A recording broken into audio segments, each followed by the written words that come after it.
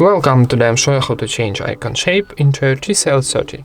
Firstly, open Play Store and in search write X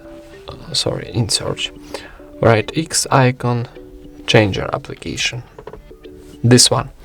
Need downloading and installing, so wait a second for install.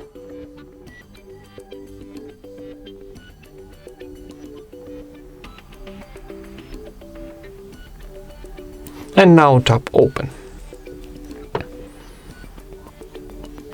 Now wait a second for loading, and then from the list choose your application, maybe Gmail will be nice. Next up, from the library of your icon, choose your new icon, maybe this like messengers. So there in the top right corner we got OK button, press it and wait a second for generating of new icon.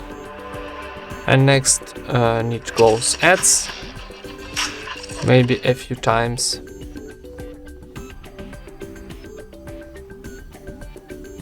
And now we got success message, so go to our home screen and here we got our new icon of Gmail. And that's it. Thank you for watching, leave thumbs ups and subscribe to our channel.